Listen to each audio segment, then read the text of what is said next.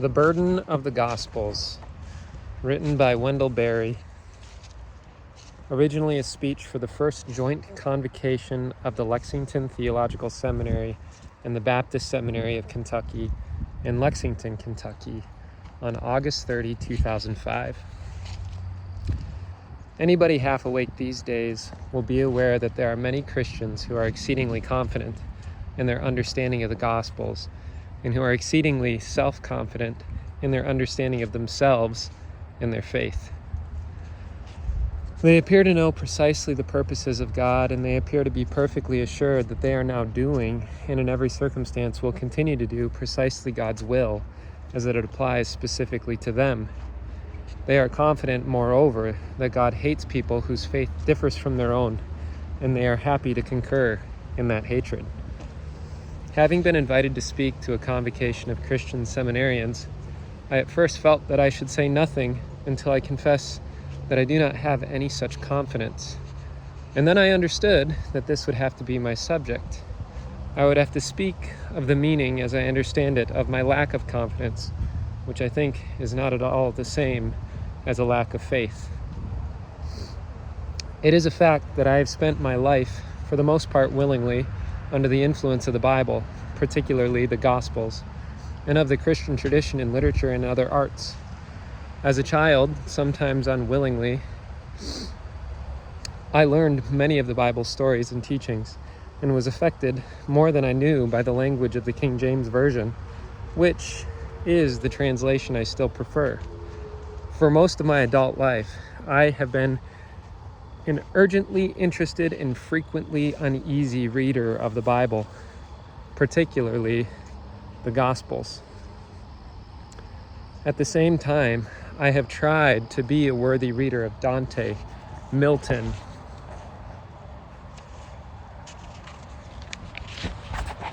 Herbert, Blake, Eliot, and other poets of the Christian tradition.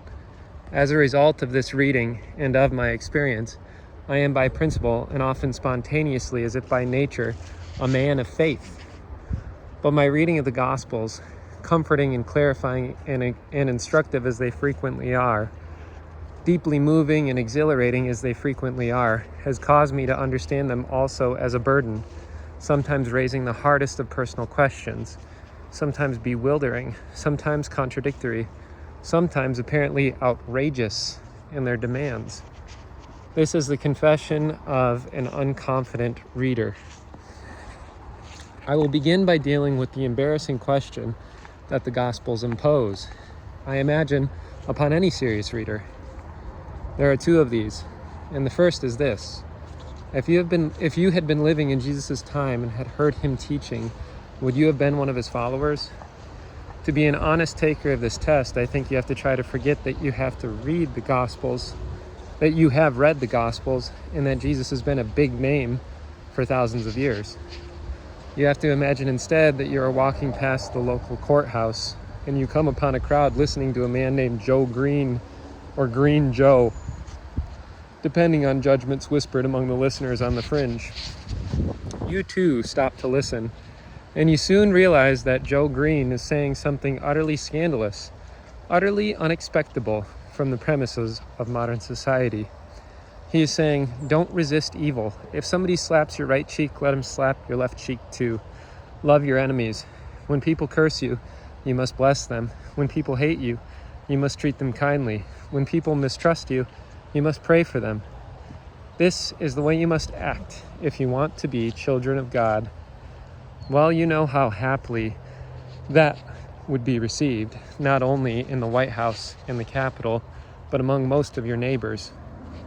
And then suppose this Joe Green looks at you over the heads of the crowds, calls you by name and says, I want to come to dinner at your house. I suppose that you, like me, hope very much that you would say, come ahead. But I suppose also that you, like me, had better not be too sure. You will remember that in Jesus' lifetime, even his most intimate friends could hardly be described as overconfident. The second question is this.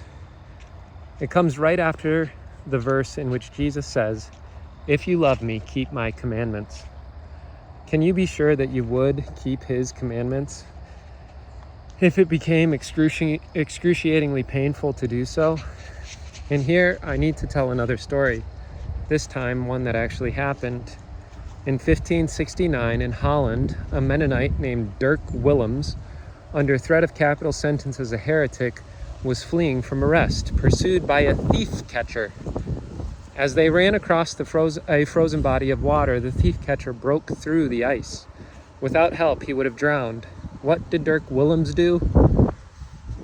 Was the thief catcher an enemy merely to be hated, or was he a neighbor to be loved as one loves oneself? Was he an enemy whom one must love in order to be a child of God? Was he one of the least of these brethren? What Dirk Willems did was turn back, put out his hand to his pursuer, and save his life. The thief catcher, whom then of course wanted to let his rescuer go, was forced to arrest him. Dirk Willems was brought to trial, sentenced, and burned to death by a lingering fire. I, and I suppose you, would like to be a child of God, even at the cost of so much pain. But would we, in similar circumstances, turn back to offer the charity of Christ to an enemy? Again, I don't think we ought to be too sure. We should remember that Christian generals and heads of state have routinely thanked God for the death of their enemies, and that the persecutors of 1569 undoubtedly thanked God for the capture and the death of the heretic Dirk Willems. Those are peculiar questions. I don't think we can escape them if we are honest. And if we are honest, I don't think we can answer them. We humans, as we well know, have repeatedly been surprised by what we will or won't do under pressure.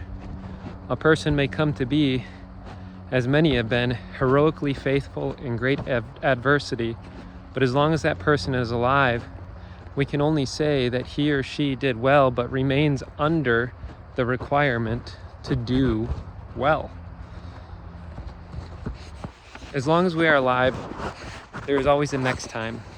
And so,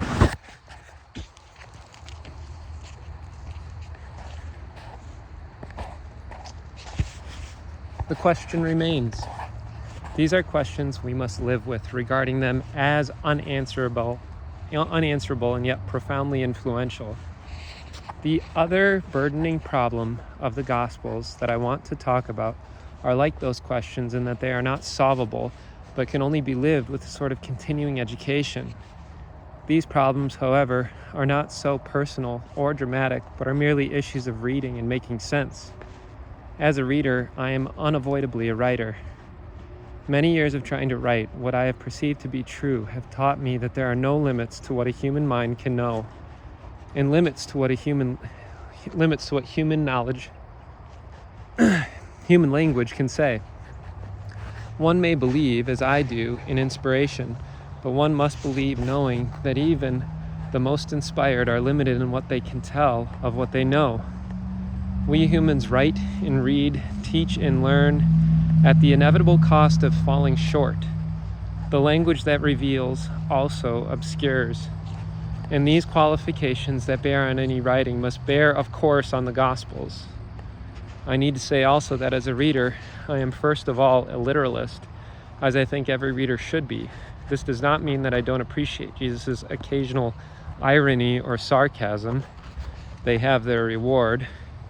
Or that I am against interpretation, or that I don't believe in higher levels of meaning. It certainly does not mean that I think every word of the Bible is equally true, or that literalist is a synonym for fundamentalist. I mean simply that I expect any writing to make literal sense before making any sense of any other kind. Interpretation should not contradict or otherwise violate the literal meaning. To read the Gospels as a literalist is, to me, the way to take them as seriously as possible. But to take the Gospels seriously, to assume that they are what they mean and mean what they say, is the beginning of troubles. Those would-be literalists who yet argue that the Bible is unerring and unquestionable have not dealt with its contradictions, which of course it does contain, and the Gospels are not exempt. Some of Jesus' instructions are burdensome. Not because they involve contradiction, but merely because they are so demanding. The proposition that love, forgiveness, and peaceableness are the only neighborly relationships that are acceptable to God is difficult for us weak and violent humans. But it is plain enough for any literalist. We must either accept it as an absolute or absolutely reject it. The same for the proposition that we are not permitted to choose our neighbors ahead of time or to limit neighborhood, as is plain from the parable of the Samaritan. The same for the requirement that we must be perfect like God, which seems as outrageous as the Buddhist vow to save all sentient beings, and perhaps is meant to measure and instruct us in the same way. It is, to say at least, unambiguous. But what, for example, are we to make of Luke 14:26? If any man come to me and hate not his father, his mother, his wife, and children, and brethren and sisters, yea, and his own life also, he cannot be my disciple. This contradicts not only the fifth commandment, but Jesus' own instruction to love thy neighbor as thyself. It contradicts his obedience to his mother at the marriage in Cana of Galilee. It contradicts the concern he shows for the relatives of his friends and followers. But the word in the King James Version is hate. If you go into the New English Bible or the New Revised Standard Version looking for relief, the word still is hate. This clearly is the sort of thing that leads to biblical exegesis. My own temptation is to become a literary critic. Wag my head learnedly and say, well, this obviously is a bit of a hyperbole, the sort of exaggeration a teacher would use to shock his students awake. Maybe so, but it is not obviously so, and it comes perilously close to he didn't really mean it. Always a risky assumption when reading, and especially dangerous when reading the Gospels. Good point. Another possibility, I think a better one, is to accept our failure to understand, not as a misstatement or a textual flaw, or as a problem to be solved, but as a question to live with and a burden to be borne. We may say with some reason that such apparent difficulties might be resolved if we knew more, a further difficulty being that we don't know more. The Gospels, like all other written works, impose on their readers the burden of their incompleteness. However partial we may be to the doctrine of the true account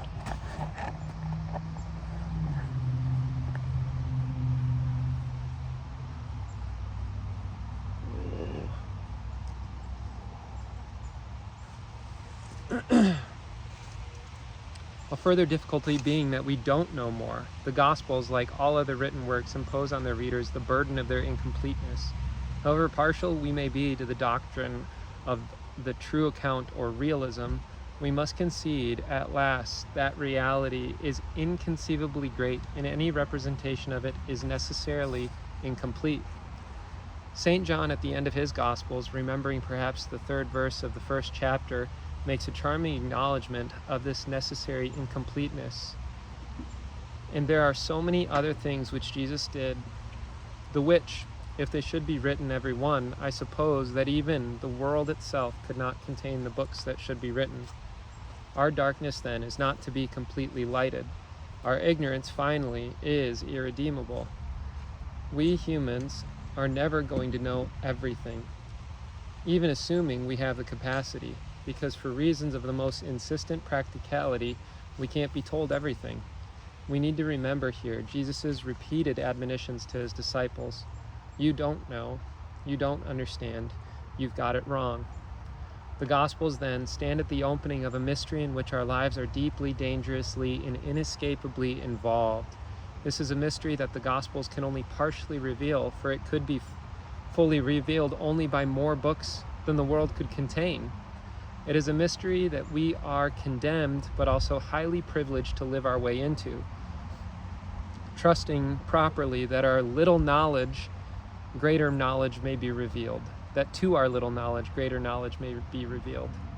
It is this privilege that should make us wary of any attempt to reduce faith to a rigmarole of judgments and explanations, or any sort of familiar talk about God. Reductive religion is just as objectionable as reductive science, and for the same reason, reality is large and our minds are small. And so, the issue of reality, what is the scope of reality, what is real, emerges as the crisis of this discussion. Right at the heart of the religious impulse, there seems to be a certain solicitude for reality, the fear of foreclosing it or of reducing it to some merely human estimate. Many of us are still refusing to trust Caesar and any of his modern incarnations with the power to define reality. Many of us are still refusing to entrust that power to science. As inhabitants of the modern world, we are religious now, perhaps to the extent that of our desire to crack open in the coffin of materialism and to give to reality a larger, freer definition than is allowed by the militant materialists of the corporate economy and their political servants, or by the mechanical paradigm of reductive science. Or perhaps I can make most plain what I am trying to get at if I say that many of us are still withholding credence just as properly and for the same reasons for any person or institution claiming to have the definitive word on the purposes and the mind of God. It seems to me that all the religions I know anything about emerge from an instinct to push against any merely human constraints on reality. In the Bible, such constraints are conventionally attributed to the world, in the pejorative sense of that term, which we may define as the world of creation reduced by any of the purposes of selfishness. The contrary purpose, the purpose of freedom, is stated by Jesus in the fourth gospel. I am come that they might have life, and that they might have it more abundantly. This astonishing statement can be thought about and understood endlessly, for it is endlessly meaningful, but I don't think it calls for much in the way of interpretation. It does call for a very strict and careful reading of the word life. To talk about or to desire more abundantly of anything has probably always been dangerous, but it seems particularly dangerous now. In an age of materialist science, economics, art, and politics, we ought not be too much shocked by the appearance of a materialist religion. We know we don't have to look far to find people who equate more abundant life with a bigger car, a bigger house, a bigger bank account, and a bigger church. They are wrong, of course. If Jesus meant only that we should have more possessions or even more life expectancy, then John 10:10 is no more remarkable than an advertisement for any commodity whatever. Abundance in this verse cannot refer to an abundance of material possessions, for life does not require a material abundance. It requires only a material sufficiency. That sufficiency granted, life itself, which is a membership in the living world, is already in abundance.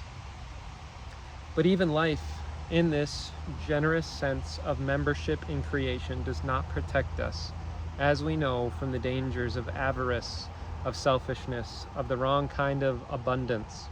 Those dangers can be overcome only by the realization that in speaking of more abundant life, Jesus is not proposing to free us by making us richer. He is proposing to set life free from precisely that sort of error. He is talking about life, which is only incidentally our life, as a limitless reality. Now that I have come out against materialism, I fear that I will be expected to say something in favor of spirituality. But if I am going to go on the direction of what Jesus meant by life and more abundantly, then I have to avoid that duality of matter and spirit at all costs. As every reader knows, the Gospels are overwhelmingly concerned with the conduct of human life, of life in the human commonwealth. In the Sermon on the Mount and in other places, Jesus is asking his followers to see the way to more abundant life is the way of love. We are to love one another. And this love is to be more comprehensive than our love for family and friends and tribe and nation. We are to love our neighbors, though they may be strangers to us. We are to love our enemies. And this is to be a practical love. It is to be practiced here and now. Love evidently is not just a feeling, but is indistinguishable from the willingness to help, to be useful to one another. The way of love is indistinguishable, moreover, from the way of freedom. We don't need much imagination to imagine that to be free of hatred, of enmity, of the endless and hopeless effort to oppose violence with violence would be to have life more abundantly. To be free of indifference would be to have a life more abundantly. To be free of the insane rationalizations of our desire to kill one another, that surely would be to have life more abundantly. And where more than the Gospel's teaching about love do we see that famously estranged pair, matter and spirit, melt and flow together? There was a Samaritan who came upon one of his enemies, a Jew lying wounded beside the road, and the Samaritan had compassion on the Jew and bound up his wounds and took care of him. Was this help spiritual or material? Was the Samaritan's compassion earthly or heavenly? If those questions confuse us, that is only because we have for so long allowed ourselves to believe as if to divide reality impartially between science and religion, that material life and spiritual life, earthly life and heavenly life are two different things. To get confused, let us go.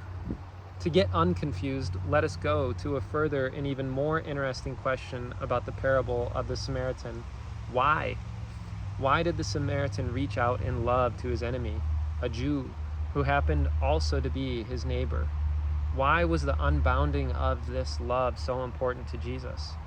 We might reasonably answer, remembering Genesis 1:27, that all humans, friends, and enemies alike have the same dignity, deserve the same respect, and are worthy of the same compassion because they are all alike made in God's image. That is enough of a mystery, and it implies enough obligation to waylay us a while. It is certainly something we need to bear anxiously in mind, but it is also too human-centered, too potentially egotistical to leave alone. I think Jesus recommended the Samaritan's loving kindness, what certain older writers called holy living, simply as a matter of propriety, for the Samaritan was living in what Jesus understood to be a holy world.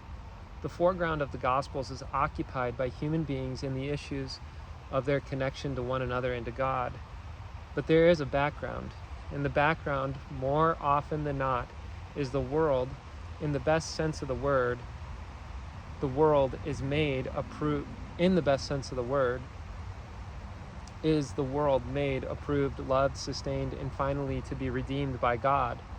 Much of the action and talk of the Gospels takes place outdoors, on mountainsides, lake shores, riverbanks, in fields, pastures, places populated not only by humans, but by animals and plants, both domestic and wild. And these non-human creatures, sheep and lilies and birds, are always represented as worthy of, or as flourishing within, the love and the care of God. To know what makes this, we need to look back at the Old Testament, to Genesis, to the Psalms, to the preoccupation with the relation of the Israelites to their land that runs through the whole lineage of the prophets. Through all this, much is implied or taken for granted. In only two places that I remember is there always implicit relation, the practical or working relation, to God, to the creation plainly stated. Psalm 104:30, addressing God and speaking of the creatures, says, "Thou sendest forth thy spirit, they are created." And as if in response, Elihu says to Job, chapter 34:14-15, that if God gather unto himself his spirit and his breath, all flesh shall perish together. I have cut Elihu's sentence a little short, as to leave the emphasis on the phrase, all flesh. Those also are verses that don't require interpretation, but I want to stretch them out and paraphrase just to make as plain as possible my reason for quoting them.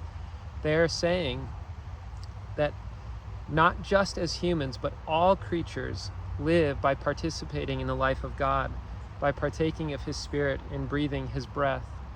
And so the Samaritan reaches out in love to help his enemy, breaking all the customary boundaries, because he has clearly seen in his enemy not only a neighbor, not only a fellow human or a fellow creature, but a fellow sharer in the life of God. When Jesus speaks of having life more abundantly, this, I think, is the life he means. A life that is not reduced by division, category, or degree, but is one thing, heavenly and earthly, spiritual and material, divided only insofar as it is embodied in distinct creatures. He is talking about a finite world that is infinitely holy, a world of time that is filled with life that is eternal. His offer of more abundant life, then, is not an invitation to declare ourselves as certified Christians, but rather to become conscious, consenting and responsible participants in the one great life of fulfilling hardly institutional at all. To be convinced of the sanctity of the world and to be mindful of a human vocation to be a responsible member in such a world must always have been a burden. But it is a burden that falls with great weight on us humans of the industrial age, who have been and are, by any measure, the humans most guilty of desecrating the world and of destroying creation. We ought to be a little terrified to realize that, for the most part, and at least for the first time being, we are helplessly guilty. It seems as though industrial humanity has brought about phase 2 of original sin. We all are now complicit in the murder of creation. We certainly do not know how to apply better measures to our conduct and to our work. We certainly do now know, I'll read it again. We certainly do know how to apply better measures to our conduct and to our work. We know how to do far better than we are doing, but we don't know how to extricate ourselves from our complicity ever surely or very soon. How could we live without regard to our soils, slaughtering our forests, polluting our streams, poisoning the air and the rain? How could we live without the ozone hole and the hypoxic zones? How could we live without endangered species, including our own? How could we live without the war economy and the holocaust of the fossil fuels? To the offer of more abundant life, we have chosen to respond with the economics of extinction. If we take the gospel seriously, we are left in our dire predicament, facing an utterly humbling question: how must we live and work so as to not be estranged from God's presence in his work and in all his creatures? The answer, we may say, is given in Jesus' teachings about love. But that answer raises other questions that plunge us into the abyss of our ignorance, which is both human and particularly modern, or peculiarly modern. How are we to make of that love in economic practice? That question calls for many answers, and we don't know most of them. It is a question that those humans who want to answer will be living and working with for a long time, if they are allowed a long time. Meanwhile, may heaven guard us from those who think they already have the answers.